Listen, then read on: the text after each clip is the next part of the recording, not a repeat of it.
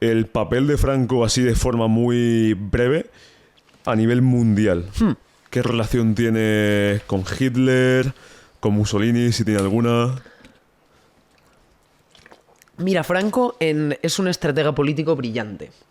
Eso es realmente lo que se le tiene que... O sea, a nivel de... Sobre todo durante la Segunda Guerra Mundial, lo jugó muy bien. Porque él tenía 3 posturas para una misma guerra. Decía, para la guerra de los aliados con Alemania nazi, soy neutral o no beligerante, dependiendo del momento. Para la guerra de los aliados con Japón, soy pro-aliados. Pero para la guerra de la Alemania nazi con la Unión Soviética, soy pro-Alemania nazi. Y al final, el tío se movía en un baremo en el que era apoyo dependiendo del frente. Pero no es todo tan fácil como pinta. España no se metió en la guerra, es cierto, pero España lleva a cabo una de las fortificaciones la fortificación más grande de su historia por miedo a una invasión alemana. ¿Por qué? Porque Franco y Hitler negocian en Hendaya, que es una estación fronteriza, es la parte... Irún es la parte española, pues Hendaya es la parte francesa. Y negocian sobre la entrada de España en la Segunda Guerra Mundial. Franco pide unas cantidades de alimentos, de recursos y de todo que es inasumible. De todas maneras, España sí le hace un pago, una especie de pago a la Alemania nazi. Se lo hace con wolframio. Que en el norte de España tenemos el yacimiento, creo que es más grande de Europa, y no sé si del mundo, no estoy seguro, de wolframio. ¿Para qué es fundamental? Para los blindajes. En una época en la que el tanque es el principal arma de combate, es súper importante. Entonces, digamos que la especie de deuda que tiene la salda de esta manera. Y luego enviando, pues, si había judíos o, por ejemplo, gente alemanes y austríacos que participaron en las brigadas internacionales contra el bando sublevado, también los enviaba la Alemania nazi. Muchos de ellos murieron finalmente allí en los campos alemanes. Y bueno, la posición respecto a Alemania fue tensa. De hecho, Alemania tenía un plan para ocupar Gibraltar, invadiendo parte de España, que es el plan Fénix. Porque Gibraltar era un grano, muy molesto para... No te pregunto por eso, para los alemanes. Para los alemanes. Porque Gibraltar, dentro de la propia roca de Gibraltar, tenían una cantidad de túneles, trincheras, artillería muy grande. La cuestión es lo que había mencionado los fuertes. En una de las conversaciones infructuosas, Hitler le dice a Franco una cosa que luego fue trascendental. No olvides que tenemos 21 divisiones detrás de los Pirineos. Es decir, no te flipes.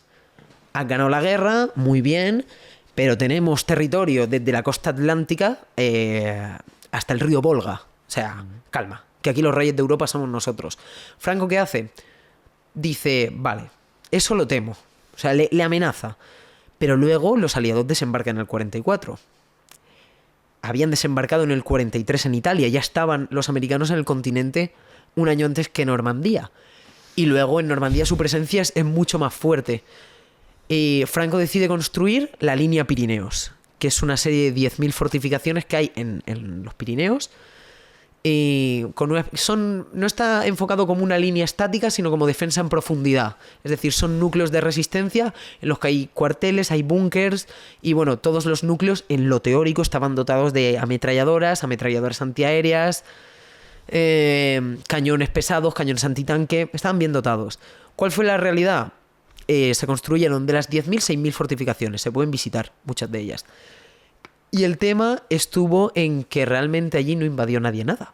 Se llevaron a presos y a trabajadores forzosos, muchos de ellos, muchos otros no, eran divisiones del ejército, a construir aquello, pero nunca estuvo ocupada por soldados porque la mayor fortificación de España nunca se utilizó, porque nunca hizo falta, y ahí está. Si ¿dónde está? ¿Has dicho? En los Pirineos. En la línea Pirineos, sí, hay en todas las provincias pirenaicas hay búnkeres y si buscan y son de por allí o están cerca, se pueden visitar. Se pueden visitar. Te haces una ruta y llegas al sitio más accesible y sí se puede. Sí. Lo que estoy dándole vueltas a la cabeza, el nivel de inversión a nivel de recursos económicos y a nivel de logística. Muy costoso. En todo esto. No recuerdo el coste, la verdad, porque subí una publicación hace no demasiado en el que sí lo mencionaba, pero el coste fue muy alto. Y sobre todo de tener a tantos trabajadores en los Pirineos todos los días trabajando. que no es poco. Tela, no es poco, no es poco, es un esfuerzo. España hizo un esfuerzo logístico en ese aspecto muy importante. Continuando con el papel, si te parece, de España en el panorama internacional, la guerra mundial acaba y España está sumida en una autarquía. Es decir, su política económica es yo dependo de mí mismo. Claro, eso es problemático en un país destruido por la guerra, porque ahora en un mundo globalizado ni mucho menos, pero en aquel entonces que estaba el asunto incipiente, uno no podía mantenerse a sí mismo. Entonces, ¿qué ocurre? En los años después de la guerra hay una represión importante en lo ideológico. Hay campos de concentración, no de exterminio, que hay que matizar. Es decir, en Alemania había campos de concentración y de exterminio. En España había campos de concentración. Que se fusilara y ejecutara a gente, que ocurrió, es una cosa, pero no eran campos de exterminio. Aquí cerca había uno. Y luego otra cosa muy curiosa es que los republicanos que cruzaron la frontera francesa una vez vino la ofensiva de Aragón y Cataluña y todo, fueron recluidos también en campos de concentración en Francia. Y murieron bastantes. No recuerdo el número, pero miles de ellos, porque también fueron fueron decenas de miles también. Sí. Y las condiciones, en fin, no por maldad de los franceses, pero insalubres, hacinamiento, enfermedades, lo típico que ocurre en los campos de concentración, ¿no? Entonces, durante toda esta etapa, Estados Unidos está muy alerta, Estados Unidos y Europa, de a ver qué hace España, porque España está en un régimen autárquico, pero recursos necesita.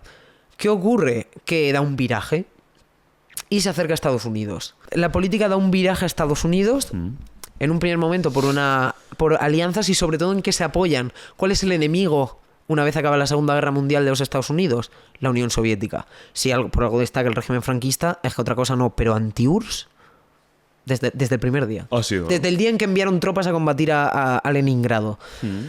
Entonces, se va acercando, poco a poco va cuajando el asunto, pero hay un hecho que acelera mucho la integración española en el resto de comunidad europea de mano de Estados Unidos.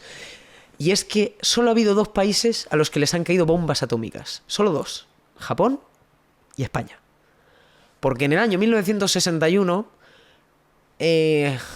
en esa década hacían vuelos de reconocimiento de bombarderos nucleares por las fronteras soviéticas. Iban de las bases de Europa y volvían. Bien. Estados Unidos tenía bases en Zaragoza y creo que en Andalucía, porque ya había comenzado un poco la integración, ¿no?, de España en Occidente de nuevo. Sí. Pues la cuestión es que mientras están haciendo a la altura de Palomares, Almería, una maniobra de repostaje, chocan 2 aviones y se caen 4 bombas atómicas sobre la costa almeriense. Es un problema de dimensiones bíblicas. ¿Por qué? ¿De qué vive Almería? Es por aquel entonces turismo y huerta. Y han caído 4 ojivas nucleares, 2 de ellas han explotado químicamente en la costa y en el campo almeriense. ¡Buah! O sea, Estados Unidos ahí se ve en un percal importante. Más que nada porque como una explote, luego a ver qué hacen. Porque ahí, ¡fua! Sobre todo, más que nada porque están en una época en la que a cierta parte del bloque oriental le va muy bien, del bloque socialista, digamos. Le va relativamente bien. Son los años de bonanza de la República Democrática Alemana y tal, y de la Unión Soviética. Comienzan a salir ya de la guerra, casi 20 años después, o 15. Y claro, que un país aliado bombardee o haga que exploten bombas atómicas en un país neutral, eso hubiera cambiado mucho la opinión de mucha gente. Entonces era de primordial urgencia buscarlas y encontrarlas. Problema, 2 habían caído en el mar. No estamos hablando de los dispositivos de GPS de hoy en día. Entonces se pusieron a buscarlas y las encontraron. Problema, claro, la gente cree que eso está contaminado, sobre todo en las que han explotado químicamente, porque han dejado algunos restos y tal. De repente la costa almeriense se llenó de militares estadounidenses que fueron a desintoxicar las playas y la zona. Estilo Chernóbil, pues algo así. De hecho, se dice que dejaron bastantes millones de dólares porque estuvieron bastante tiempo. De hecho, es más, Fraga, que por aquel entonces diría que era ministro de prensa ¿De qué año hablamos? De Franco, del 61. Fue allí a bañarse. Hay una foto además a color a muy buena definición que está él así bañándose. en el que dice que, o sea, va con el objetivo de concienciar a toda la nación de que Palomares es seguro, de que no hay radiación y de que Almería es el mejor destino para irse de vacaciones. Porque es que hoy coincidía con el momento en el que Europa había descubierto que España era un destino barato, económico y exótico para veranear o para jubilarse. Entonces, a raíz de ahí comienza un boom económico. Y es que ese boom, digamos, como que parte los dos franquismos. Un poco. No exactamente antes y después del incidente de Palomares, pero sí en torno a la década de los 60, que es cuando comienza una bonanza económica muy buena. De hecho, se conoce como el milagro español, es un crecimiento importante, dura hasta los 80. Y bueno, ese sería un poco el resumen de lo que es la España después de... Con este incidente curioso, después de la guerra. Vale.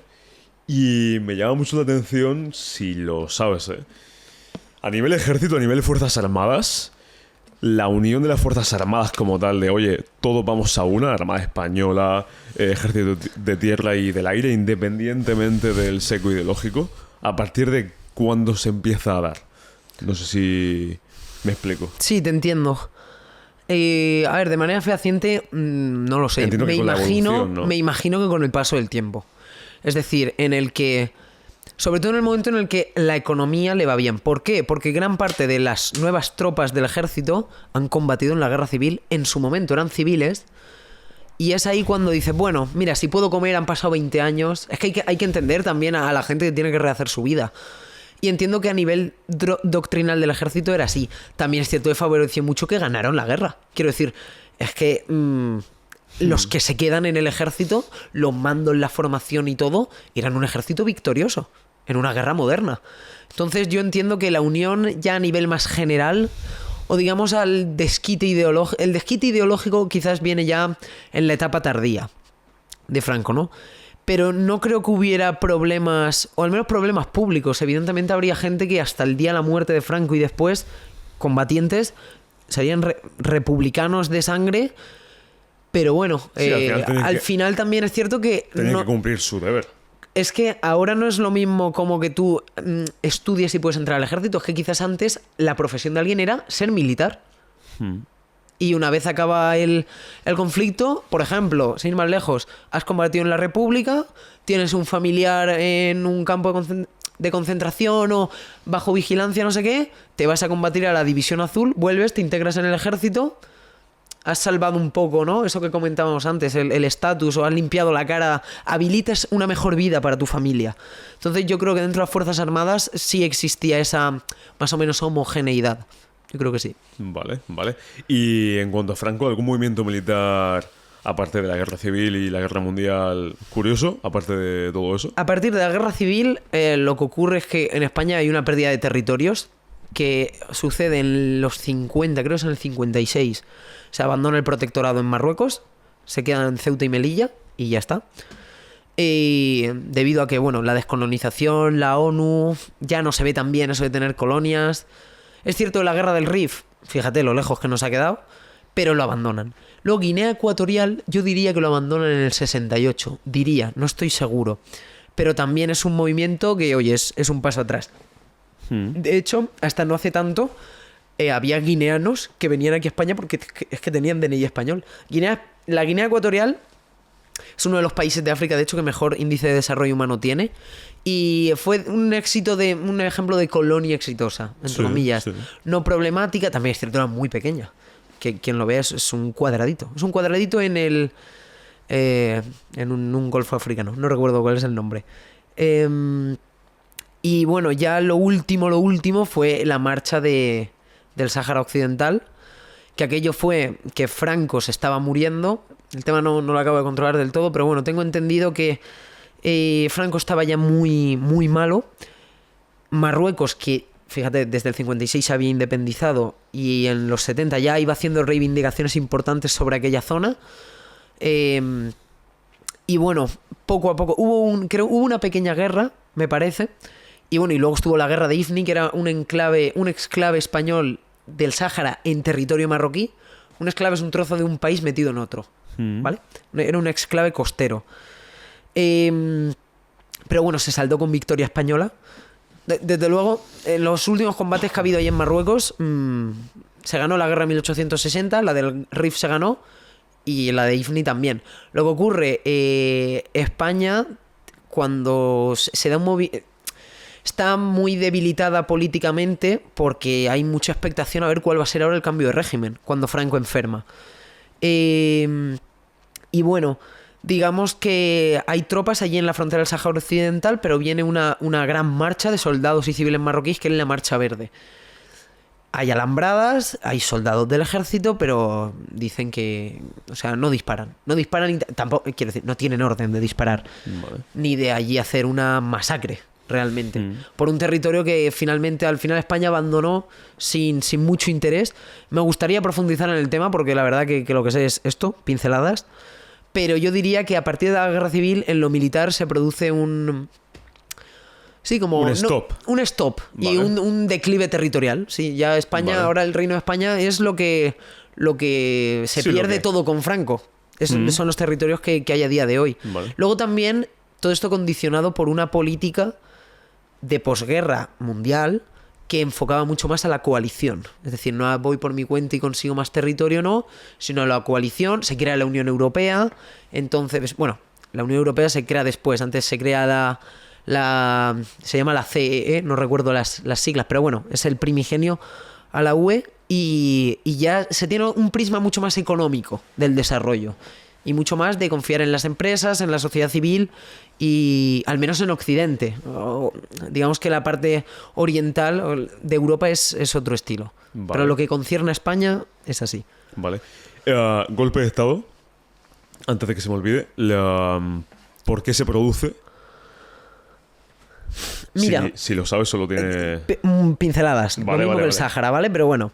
Y el papel del ejército. rey. Y del rey. Del ejército de Juan Carlos I junto a... ¿Porque qué año se da? En Eso. el 23 de febrero de 1981. O sea, 81. 81. Vale. ¿Y Franco cuándo muere? En el 75. Vale. Entonces, tiene que haber unos motivos ideológicos, seguro. Y políticos, seguramente alguna especie de cambio de régimen o de cambio de cambiar el rumbo, ¿vale? Como ocurrió con la Guerra Civil, que en principio era para cambiar el rumbo y luego derivó en otra cosa. La cuestión es que Tejero no cuenta con una cantidad de tropas muy importante. ¿Qué papel tenía Tejero exactamente? Tejero fue el que dio el asalto en Madrid, en Sí, el pero- Congreso. Juraría que era teniente de la Guardia Civil. Vale, vale. Sí. ¿Vale? Comandaba una serie de tropas y bueno, lo que tengo entendido es que realmente el golpe se decidió porque, bueno, el rey llamó a, digamos, el comandante del aire.